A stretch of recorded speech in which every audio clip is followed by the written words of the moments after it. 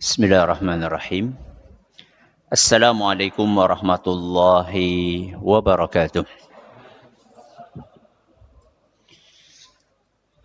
Alhamdulillahi rabbil alamin. Wabihi nasta'inu ala umuri dunya waddin. Wa sallallahu ala nabiyyina wa sayyidina Muhammadin wa ala alihi wa sahbihi ajma'in. Amma ba'd. Kita panjatkan puja dan puji syukur kehadirat Allah Subhanahu wa taala. Pada kesempatan malam yang berbahagia kali ini, hari Rabu, malam Kamis tanggal 4 Zulhijjah 1447 Hijriah, atau yang bertepatan dengan tanggal 20 Mei 2026, kita masih kembali diberi kekuatan, kesehatan, hidayah, serta taufik dari Allah Jalla wa'ala, sehingga kita bisa kembali menghadiri pengajian rutin tafsir Al-Quran di Masjid Agung Darussalam Purbalingga. Kita berharap semoga Allah Subhanahu wa taala melimpahkan kepada kita semuanya ilmu yang bermanfaat, sehingga bisa kita amalkan sebagai bekal untuk menghadap kepada Allah Jalla wa'ala. Allahumma amin. Salawat dan salam semoga senantiasa tercurahkan kepada junjungan kita Nabi Agung Muhammad sallallahu alaihi wasallam, kepada keluarganya, sahabatnya, dan umatnya yang setia mengikuti tuntunannya hingga akhir nanti. Seperti biasanya, sebelum kita mengawali pengajian malam hari ini, kita akan membaca sebagian dari ayat-ayat yang termaktub di dalam surat yang mulia, surat Abasa. Semoga Allah Subhanahu wa taala memberkahi majelis kita. A'udzu billahi minasy syaithanir rajim.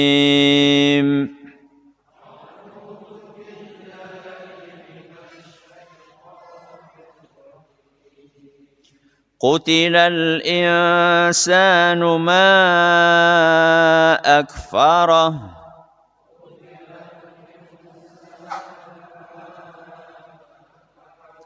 Min ayyi syai'in khalaqah. Min nutfatin khalaqahu faqaddarah.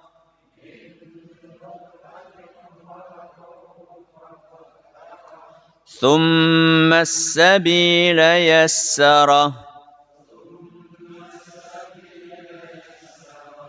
ثم أماته فأقبره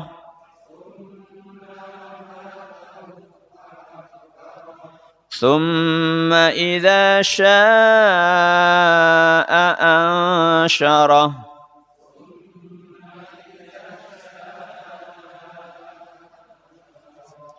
كلا لما يقض ما أمره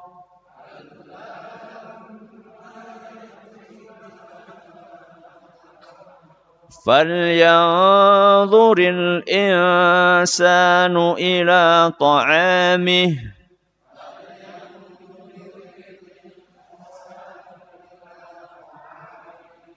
أنا صببنا الماء صبا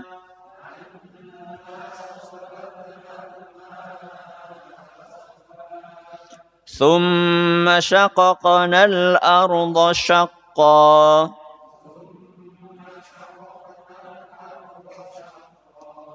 فأنبتنا فيها حبا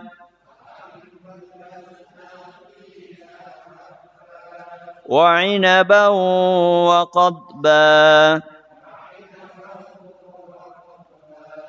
وزيتونا ونخلا وحدائق غلبا وفاكهة وأبا متاعا لكم ولأنعامكم.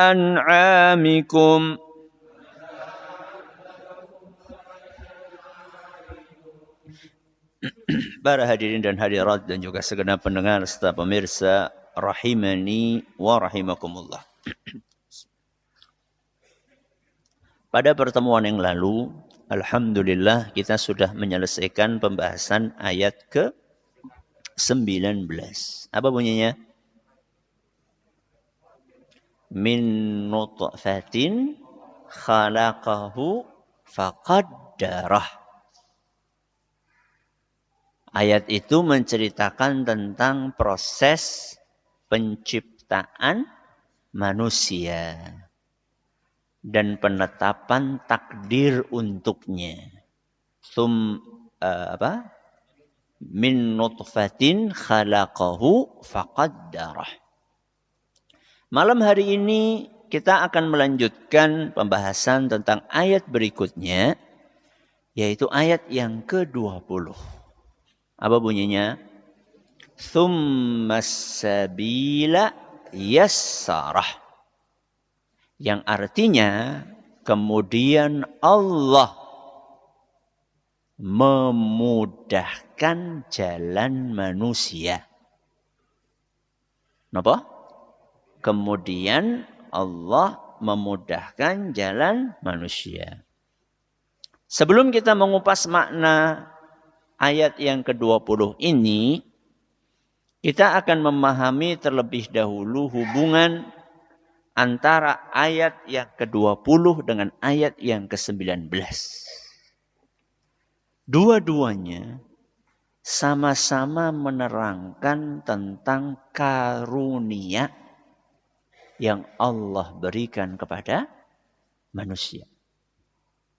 Ayat ke-19 menyebutkan salah satu nikmat yang Allah berikan kepada manusia, yaitu diciptakan manusia dalam bentuk yang sempurna hanya dari apa? Setetes air mani. Faqaddarahu. Kemudian Allah tentukan takdirnya. Allah kasih kesempurnaan fisiknya. Di ayat yang ke-20, Allah kembali menyebutkan karunia yang Allah berikan kepada kita. Apa karunia itu? Kemudahan jalan. Dan nanti kita akan jelaskan apa yang dimaksud dengan jalan di sini. Berarti, manakala kita memahami betapa banyaknya karunia yang Allah berikan kepada kita, apakah pantas kita untuk bersikap kufur kepada Allah? Sama sekali enggak pantas. Masa sudah dikasih begitu banyak nikmat kok malah bersikap kufur kepada Allah Subhanahu wa taala. Oke, ini adalah korelasi antara ayat berapa dengan ayat berapa? 19 dengan ayat 20. Mari kita bahas makna ayat yang ke-20.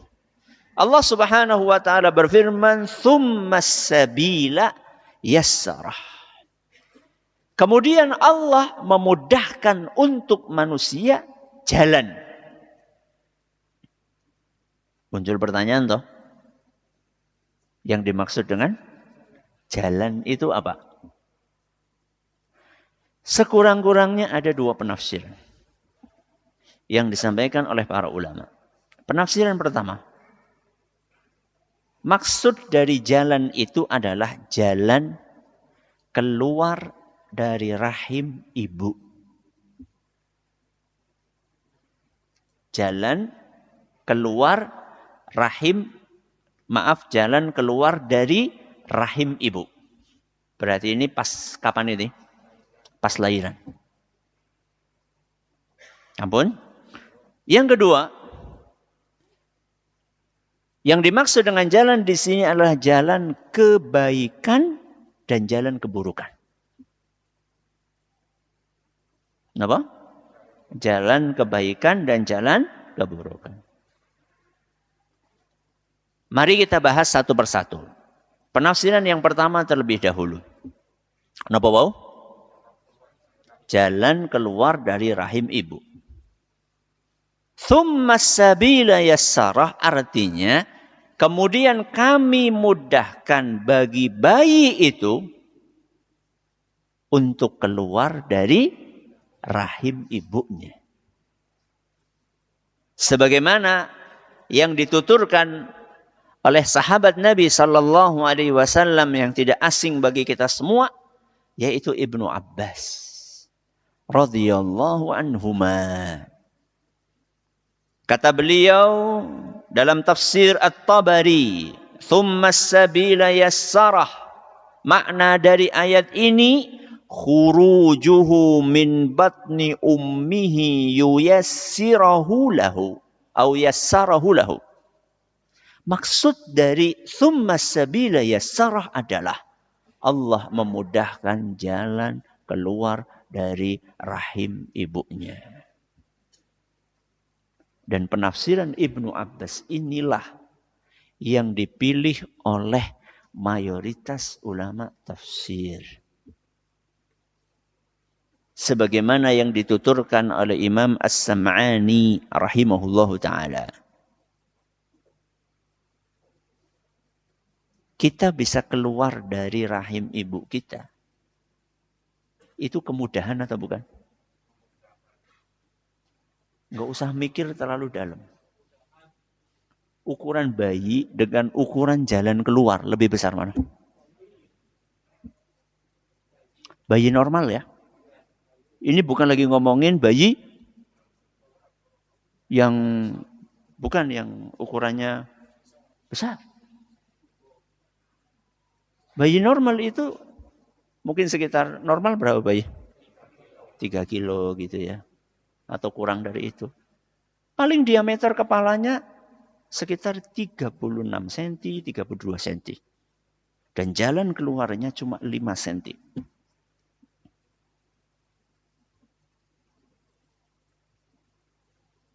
Itu bayi yang normal. Bagaimana dengan bayi yang 4 kilo? Bagaimana Allah memudahkan bayi itu keluar dari rahim ibunya? Ternyata ada sistem yang sangat ajaib. Mulai dari bayi itu sendiri sampai si ibunya. Bayi itu saat menjelang lahir, tengkorak kepalanya belum terlalu keras. Bahkan disebutkan dalam beberapa keterangan, tulang yang ada di tengkorak bayi itu masih fleksibel, masih elastis. Sehingga tulang-tulang itu masih bisa geser-geser. Masih bisa tumpang tindih. Tanpa merusak otak yang ada di dalam tulang itu. Sehingga kepala itu bisa menyesuaikan dengan apa? Rahim si ibu. Ketika terjadi pergeseran itu, mengecil misalnya ya, nanti begitu keluar dari rahim si ibu, maka akan kembali normal. 1. 2. Allah Subhanahu wa ta'ala menakdirkan bahwa menjelang lahir, bayi itu akan diselimuti dengan lapisan putih. Yang ini memudahkan dia untuk bisa keluar secara gampang. Ya. Karena kayak ada pelumasnya. Begitu keluar, ya akan keluar, diliputi dengan lapisan tersebut, dan fungsinya juga selain untuk memudahkan keluarnya, fungsinya juga akan melindungi kulit si bayi yang sangat sensitif. Sehingga dia tidak terluka ketika keluar, walaupun mungkin agak susah untuk keluarnya, walaupun mungkin harus ditarik. 2. 3. Proses keluarnya itu bertahap. Dari mana kita bisa memahami itu? Dari kontraksi. Dari apa? Kontraksi. Jenengan yang sudah punya anak, ya, ketika istri jenengan sudah mulai apa? Mules-mules, ya, kontraksi. Maka dibawa ke mana? Bidan. Oh, ini baru bukaan 1, nanti nunggu. Wah, kiwis bukaan 10. Coba lihat jenengan. 1, 2, 3, 4, 5, 6, 7, sampai 10. Itu adalah proses yang bertahap. Dan tahapan kontraksi ini akan membuat si ibu nggak terlalu capek. Karena ada fase untuk apa? Istirahat. Makanya saya dengar cerita berkali-kali dari seorang ibu yang bayinya nggak keluar-keluar, terus dikasih apa? Pemacu. Katanya luar biasa. Jauh lebih sakit daripada normal. Kenapa? Karena obat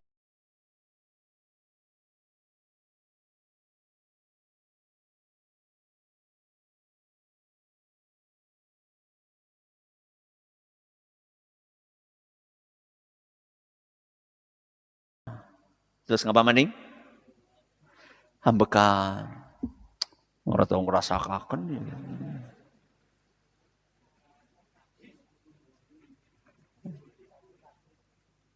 Mulane aja galak-galak karo bojone. Ya, luar biasa. Ya. Ini yang keberapa? Ini yang ketiga. Yang keempat. Posisi janin. Allah menjadikan janin itu menjelang kelahirannya secara alami, dia akan berputar. Posisi kepalanya di bawah.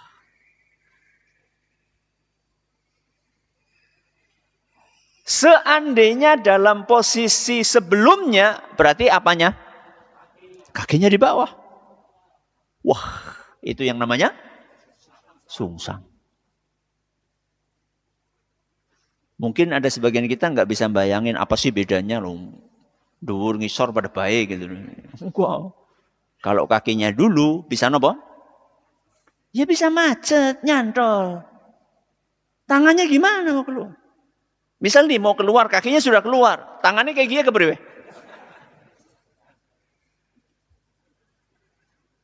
Padahal ngulet disit itu ya. Kan orang bisa diomong ya, aja ngulet siki kan udah bisa. Makanya sama Allah dibikin sebuah sistem. Dimudahkan sama Allah, bayi ini menjelang keluar. Dia otomatis akan apa? Akan pindah posisi sendiri. Kalau kepalanya dulu yang keluar, kan tangannya otomatis akan kayak gini. Gak mungkin tangannya kemudian kayak gini kan. Gak mungkin, tangannya akan kayak gini. Berapa ini? 4. Yang kelima. Ketika si ibu akan melahirkan, Allah menakdirkan ibu ini mengeluarkan sebuah hormon. Hormon relaksin. Apa? hormon relaksin. Apa fungsi hormon tersebut? Fungsinya adalah melunakkan dan melonggarkan jalan keluar bayi. Ya. Dan bisa jadi, ya walaupun terasa sakit, tapi tidak sakit kalau tidak ada hormon tersebut. Oke, begitu bayi itu keluar, maka kemudahan berikutnya yang Allah berikan adalah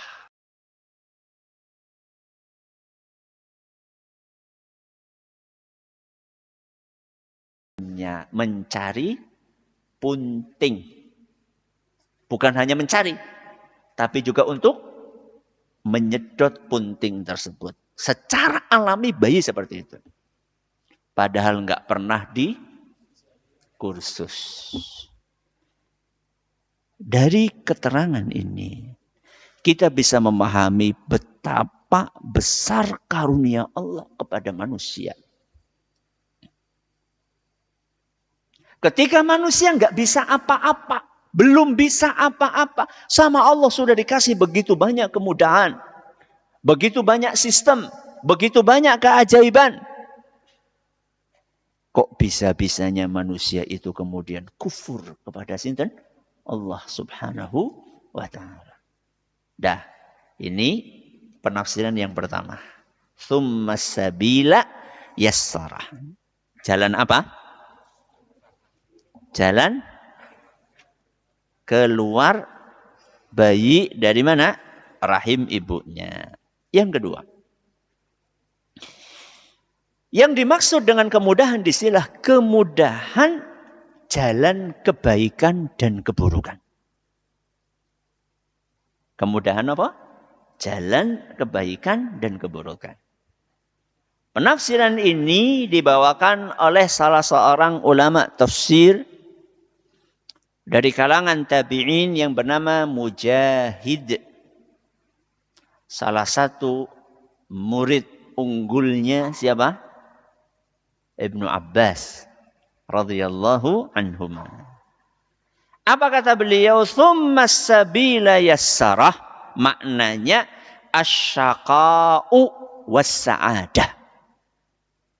Yang dimaksud dengan jalan di dalam ayat tersebut adalah jalan kebinasaan dan kebahagiaan. Alias jalan keburukan dan apa? Kebaikan. Ya. Allah mudahkan jalan kebaikan dan keburukan. Nek kebaikan sih oke Ustaz, tapi kok Allah mudahkan apa? Jalan keburukan ki kepriwe Ustaz? Ayat ini kata para ulama mirip sama ayat yang ada dalam surat Al-Balad. Tepatnya ayat ke-10. Siapa sing ngapal? Aja diurut. Suwen. Wahadainahun najdain. Najdain itu dua jalan. Jalan kebaikan dan keburukan. Apa maknanya Allah memudahkan bagi kita jalan kebaikan dan keburukan?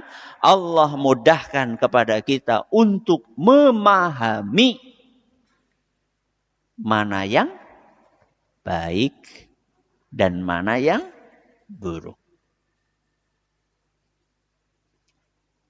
Allah mudahkan bagi kita untuk apa?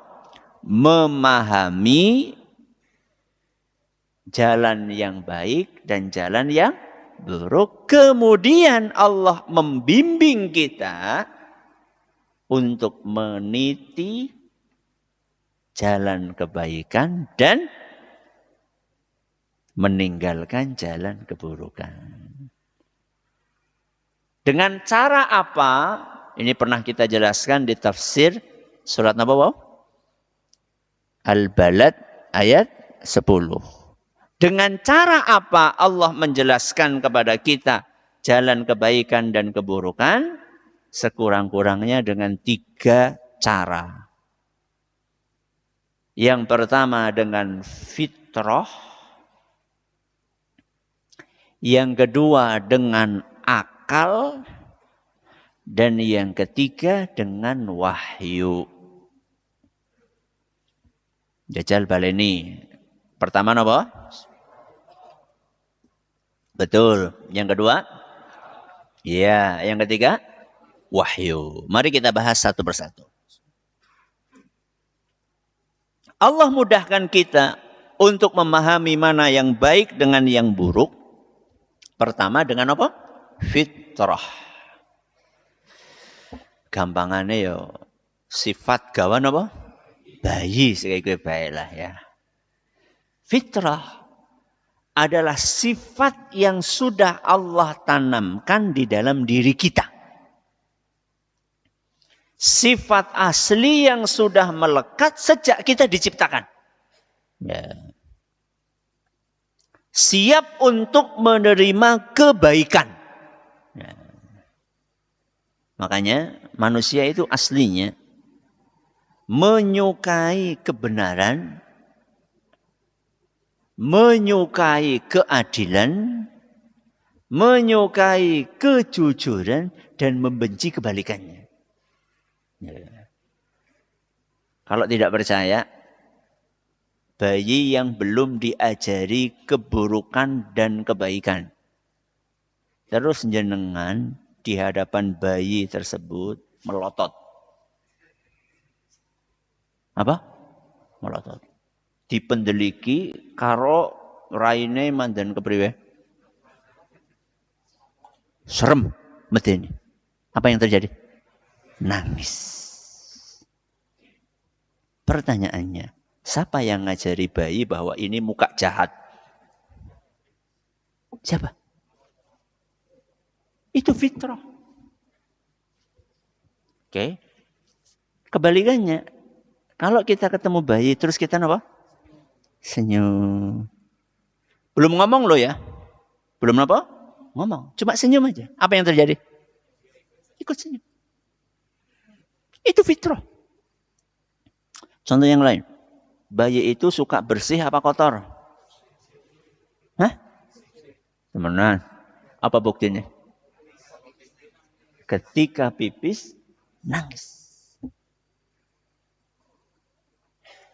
Kenapa? Kotor. Terus? Bau. Terus? Najis. Terus? Nggak enak, nggak nyaman. Ya. Pertanyaannya, fitrah ini bisa berubah nggak?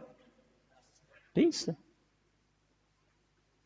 Yang biasanya ngerusak fitrah siapa? Ya siapa maning? Ya. Fa'abawahu. Kedua orang tuanya. Yuhawwidanihi. Au yunassiranihi. Au yumajjisanihi. Dua orang tuanya inilah yang kemudian membuat anak yang terlahir dalam keadaan fitrah kebaikan itu berubah menjadi Majusi, Yahudi atau Nasrani. Pihak yang paling bertanggung jawab adalah siapa? Orang tua.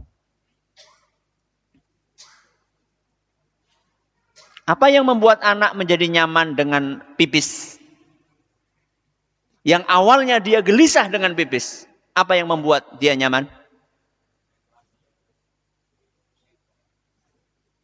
Pampers.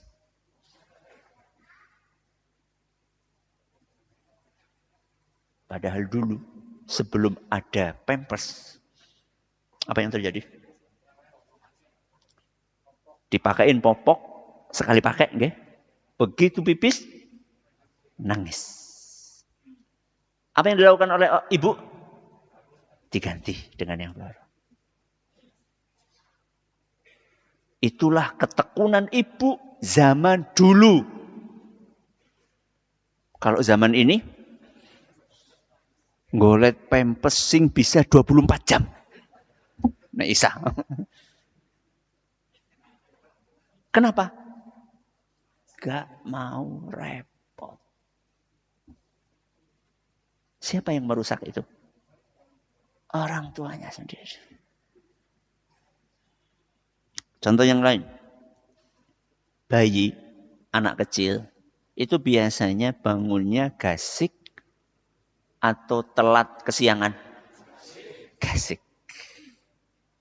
Betul? Wis pada duwe bayi mbok? Oh, wis putu malah. Kadang-kadang bangun jam berapa?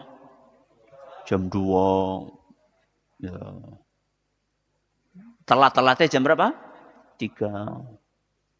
Kemudian biasanya kalau bangun apa? Nangis. Oke. Ada sebagian orang tua yang mengeluh, Ustaz, anak saya susah banget dibangunin. Ketika sudah umur SD, ketika sudah umur susah banget Ustaz dibangunin. Apakah Anda tidak sadar?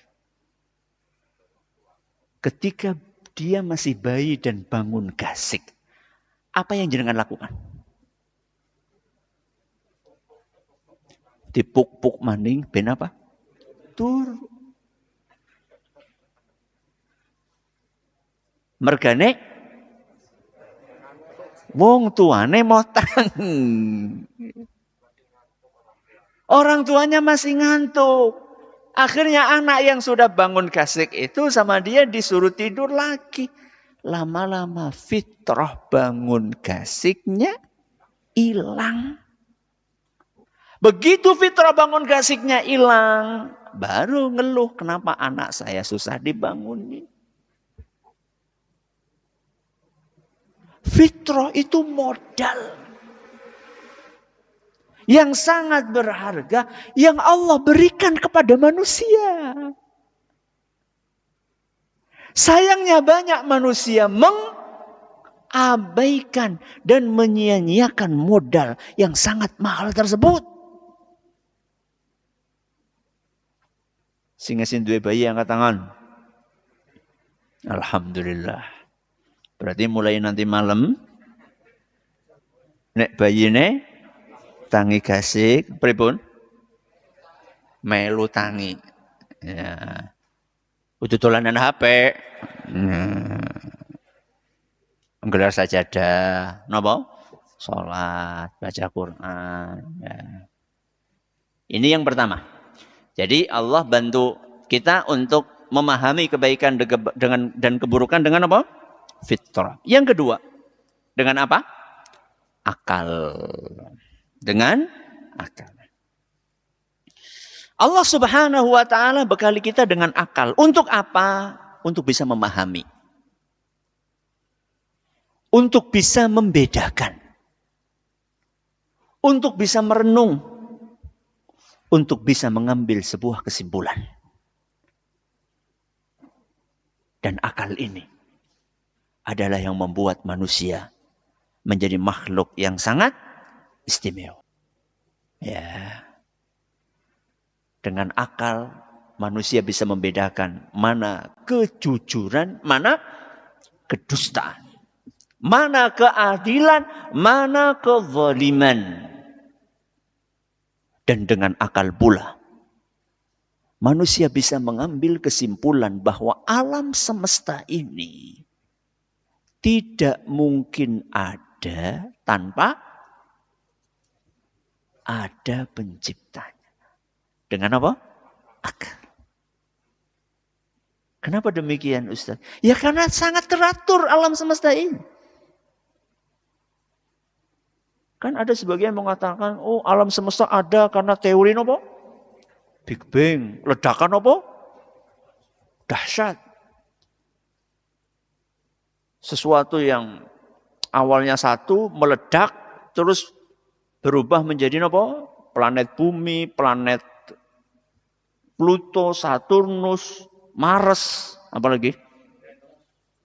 Ya, Jupiter, ada matahari, ada bulan. Awalnya itu satu meledak terus jadi banyak. Saya tanya sama jenengan. Sesuatu yang meledak atau pecah atau terpisah tanpa disengaja, biasanya hasilnya apa? Berantakan. Tidak presisi. Nek orang percaya, nggawa gelas terus diapakaken? Gigalaken. Coba jenengan lihat pecahannya itu gimana? Tersusun rapi sesuai dengan rotasi gitu? Nggak ada. Nggak mungkin. Sekarang realitanya alam semesta ini, planet-planet yang ada di alam semesta ini, tersusun rapi atau tidak? Amat sangat rapi sekali. Dan masing-masing punya jalur edar sendiri. Dan tidak bergeser 1 mili pun. Karena seandainya tergeser 1 mili, maka akan terjadi benturan dahsyat. Dan itu ada jutaan atau miliaran benda yang ada di alam semesta. Mungkin itu nggak ada yang bikin? Mustahil. Jadi akal itu digunakan untuk berpikir, merenung, mengambil apa? Kesimpulan. Berarti akal cukup nama badan? Cukup atau belum? Belum. Kenapa? Karena akal bisa dipengaruhi nafsu. Karena akal bisa digoda syaitan. Karena akal bisa salah. Karena akal terbatas dalam urusan gaib. Sehingga riba, apa? Riba, kalau pakai hitungan apa? Akal dan logis, gue kan kepenak banget. Kepenak apa nih? Jurusnya kerja. Kurgadi apa? Nyilih akan duit, terus jukut apa nih? Ndoge. Ya. Itu kan tinggal duduk di rumah, manis gitu. Terus ngirim debt collector gitu. Sing mandan apa? Sangar gitu ya. Jadi masih nggak kerja, nggak ngapa-ngapain. Itu kalau hitungan apa tadi? Akal. Ya happy-happy aja.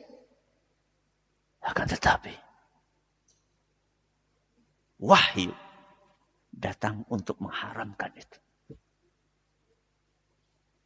Karena Allah Subhanahu wa taala mengetahui betapa besar dampak kerusakan yang ditimbulkan oleh riba. Maka kita butuh yang ketiga. Nopo? Wahyu. Kalau akal bisa salah, kalau wahyu tidak mungkin salah. Kalau akal banyak keterbatasannya, maka wahyu itu sempurna. Kalau boleh saya umpamakan, fitrah itu seperti tanah subur. Seperti apa? Tanah subur. Akal itu seperti alat untuk mencangkul. Sedangkan wahyu itu adalah cara kita untuk mengetahui mana benih yang unggul dan mana benih yang tidak unggul. Berarti tiga-tiganya bersinergi untuk membimbing kita mengetahui mana jalan kebaikan dan mana jalan keburukan. Yang baik diikuti, yang buruk ditinggalkan. Semoga bermanfaat untuk kita semuanya. Jangan lupa hari Ahad ada tabligh akbar. Tanggal berapa Dzulhijjah? 7 ya? Ahad tanggal 7 nggih. Tanggal 7 Dzulhijjah di Masjid Manarul Ilmi di Komplek Pondok Pesantren Tunas Ilmu Gedung Buruh Purbalingga. Judulnya adalah Mengapa Berkurban. Apa judulnya? Mengapa Berkurban. Silahkan bisa diajak keluarga, terbuka untuk umum, putra maupun putri, muslimin dan muslimat. Terima kasih atas perhatiannya, atas segala kekurangannya. Kita akhiri. Subhanakallahumma wa bihamdika asyhadu an la ilaha illa anta astaghfiruka wa atubu ilaik. Assalamualaikum warahmatullahi wabarakatuh.